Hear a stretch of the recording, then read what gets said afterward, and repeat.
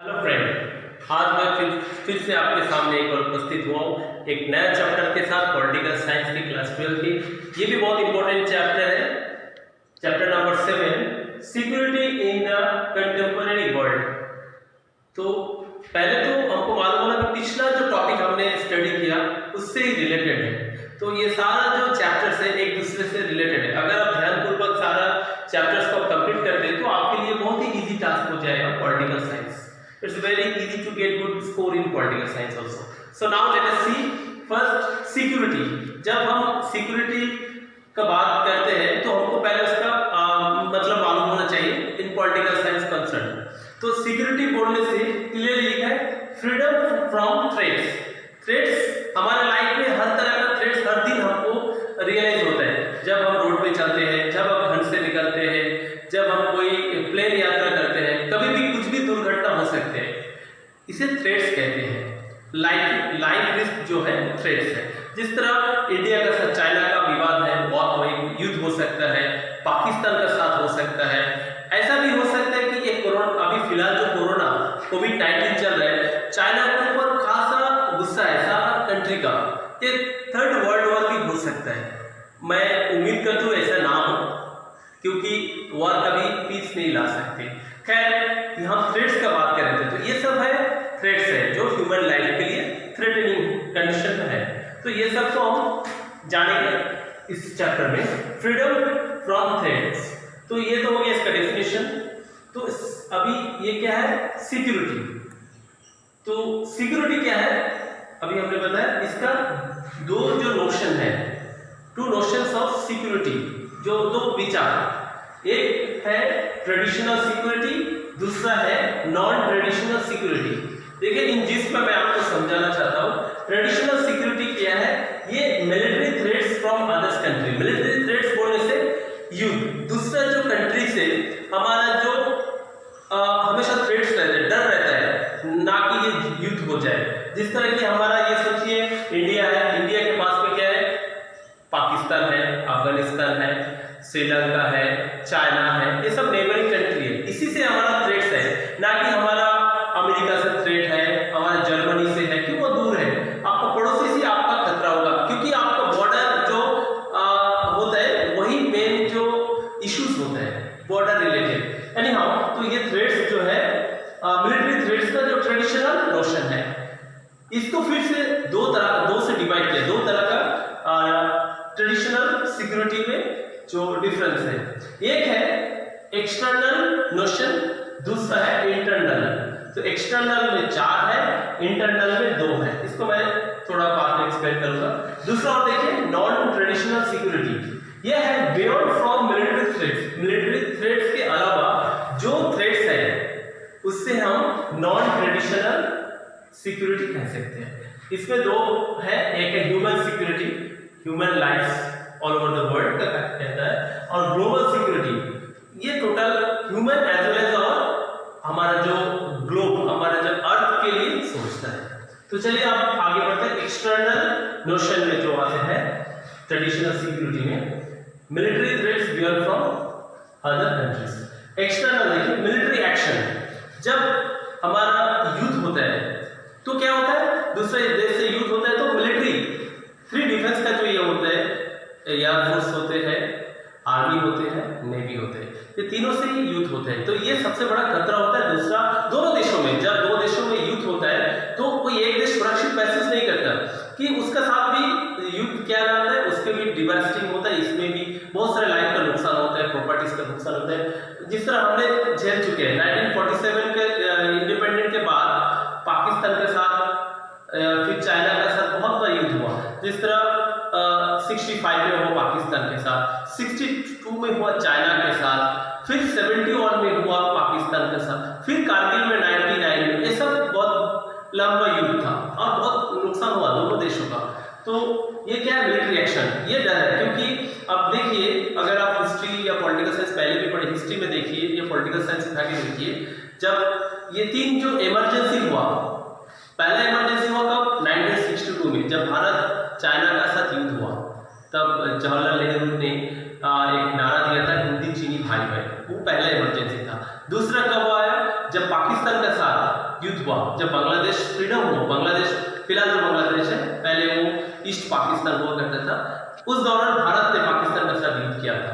वो 71 में भी एक इमरजेंसी, क्यों युद्ध होने से क्राइसिस होता है, तब इमरजेंसी लागू हुआ था, वो दूसरा था। फिर 1975 में इंदिरा गांधी के पीरियड में थर्ड इमरजेंसी आया था। खैर वो मिलिट्री कॉजेस नहीं था, लेकिन ये मिलिट्री एक्शन। दूसरा जो है थ्री चॉइस ऑफ गवर्नमेंट, जब युद्ध छिड़ता है, सोचिए पाकिस्तान ने हम इंडिया को अटैक किया, तो इंडिया ने उन्हें ऑप्शन देंगे, थ्री चॉइस देंगे, जिस तरह हम लोग केबीसी में ऑप्शन देते हैं ना, तो युद्ध जब होने का कोई पॉसिबिलिटी होता है तब थ्री ऑप्शन रहते हैं गवर्नमेंट के पास। पहले क्या है, या सरेंडर कर दो, दूसरा क्या है, उसको इस तरह धमकाओ कि अगर युद्ध करते हो तुम तो लंबा खींचोगे, क्यों, तब तक जब तक तुम्हारा जो बजट है वो खत्म ना हो जाए। सोचिए जब एक हम लोग कोई रेस्टोरेंट जाते हैं, हमारा एक प्लान होता है, एक बजट प्लान होता है, चलो समरसेट में जाना, THG में जाना, एक 2000 में हो जाएगा, 3 आदमी खाना खाना है, हो जाएगा। लेकिन अगर हम वहाँ पर होटल ताज में जाएंगे तो क्या 2000 में 3 आदमी खा सकते? नेवर। तो उसी तरह युद्ध किस तरह खींचने की बहुत लंबा, उसका जो बजट है खत्म हो जाएगा, ये एक ऑप्शन है, तो वो डर के मारे युद्ध छोड़ सकते हैं।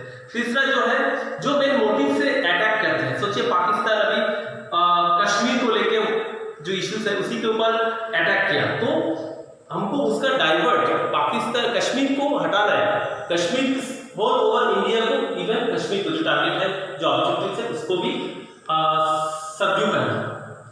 ओके, तो ये हुआ three choice of government, three choice.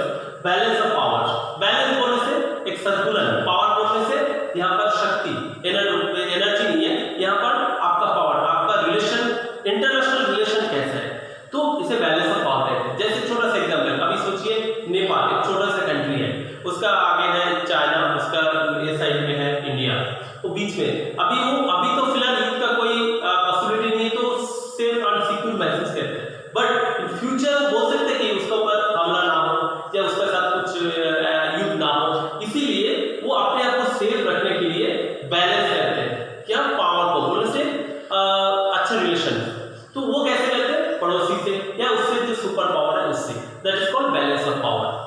Then है अलायंस बिल्डिंग, अलायंस बोलने से आप लोग पॉलिटिकल में पढ़े होंगे, गठबंधन, 2-4 पार्टी मिलकर एक मत होकर एक जो जिस तरह नेशनल डेमोक्रेटिक अलायंस है, एक अलायंस गवर्नमेंट है, हाँ, तो उसी तरह 2-4 जिस तरह नेटो है, वार्शा है, ये सब क्या है, एक मिलिट्री अलायंस है, एक गठबंधन है, तो मिलके काम करें, तो अलायंस बिल्डिंग बोलने से अपने आप में दूसरों के साथ मिलके पावर बनाना, ताकि फ्यूचर में वो आपको काम आए। अभी सोचिए रिसेंटली अगर चाइना के साथ भारत का आंदोलन चल रहा है, अगर कोई युद्ध छिड़ता है, तो देखिए इंडिया का फेवर में कितना कंट्री है फिलहाल, बहुत ही सुपर पावर है। यूएसए बोलते हैं अगर चाइना इंडिया को अटैक करता है तो सबसे पहले उसी से युद्ध होगा।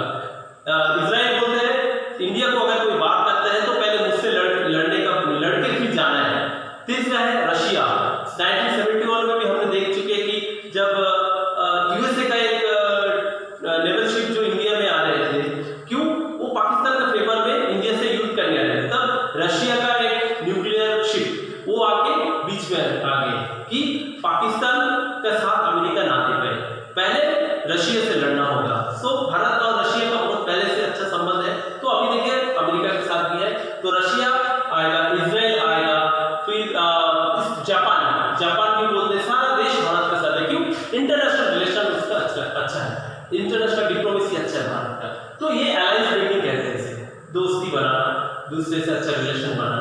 तो ये हो गया एक्सटर्नल। अब चलते हैं इंटरनल की ओर, separatist movement and civil war. Separatist movement simple example में कहा जाए तो जिस तरह अभी तो है नहीं चलेगा, 370 आर्टिकल था, भारतवर्ष में जम्मू एंड कश्मीर, वो डिमांड है बहुत पहले से कि सेपरेट उसका स्टेट होना, वो सेपरेट नेशन बनता था, उसको being a part of India उसको सेपरेट नेशन बनना है। तो ये एक मूवमेंट था, बहुत सालों से चलते आ रहे हैं, आफ्टर फ्रीडम के बाद इंडिया 1947, उसका बहुत सारा कहानी बहुत छोड़िए। नेक्स्ट है सिविल वॉर, ये तो आपको समझ में, सेपरेट नेशन का डिमांड करता है। देन सिविल वॉर, ये गृह युद्ध होता है, ये बोलने से ये भी है कि एक अलग से इसको ये नेशन चाहिए, इसके लिए ये देश के अंदर ही लड़ते हैं। जिस तरह की श्रीलंका में देखिए, श्रीलंका में जो LTTE था, उन्होंने डिमांड किया था कि उसको एक अलग स्टेट चाहिए, एक अलग नेशन चाहिए,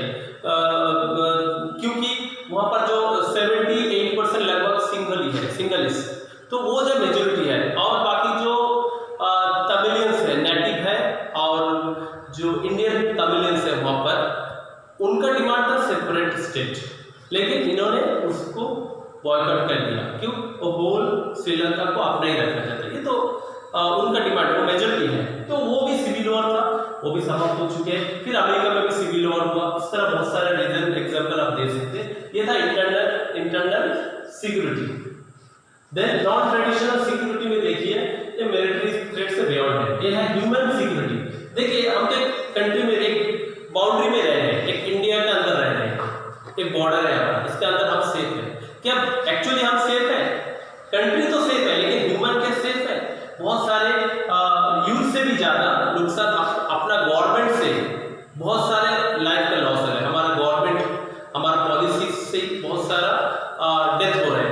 अगर लास्ट 100 सालों में देखा जाए तो बहुत सारा कॉजेज जो किलिंग हुआ है वो गवर्नमेंट पॉलिसी से ही हुआ है। Human security. Then global security, ये तो बहुत ही कंटेम्पोरेरी है सिचुएशन है। क्यों? अभी देखिए कोविड-19, ये एक महामारी है, ये पूरा ग्लोबल में फैला है, और इसके लिए बहुत सारा मतलब ह्यूमन लाइफ लॉस हो रहे हैं। ये हेल्थ सिक्योरिटी नहीं है, तो उसीलिए ग्लोबल सिक्योरिटी में सारा आता है। आपका पूरा ग्लोबल के लिए जो खतरा होता है वो उसको आइडेंटिफाई करना, और वो जो है जिस तरह टेररिज्म है, ये हमारे लिए खतरा है। HIV एड्स है, फिर आपका अभी कोविड-19 है, इस तरह बहुत सारे जो डिजीजेस है, बहुत सारे जो एनवायरमेंट थ्रेटिंग्स है, जो एनवायरमेंट को खत्म कर रहे हैं, जिस तरह ग्लोबल वार्मिंग है, पोल्यूशन है, ओजोन लेयर डिप्लेक्शन हो रहा है, ये सारा ग्लोबल इश्यूज है। ये भी एक नॉन ट्रेडिशनल सिक्योरिटी में आता है। तो ये तो आपको इन शॉर्ट में मैंने बताया। तो और इसका विस्तार पूर्वक जो नोट्स है आपको मिल सकते हैं। इस चैनल को सब्सक्राइब कीजिए, और कुछ कमेंट्स है तो जरूर लिखिए। फिर मिलते हैं अगले कुछ इंपॉर्टेंट पॉइंट्स के साथ। तब तक बाय।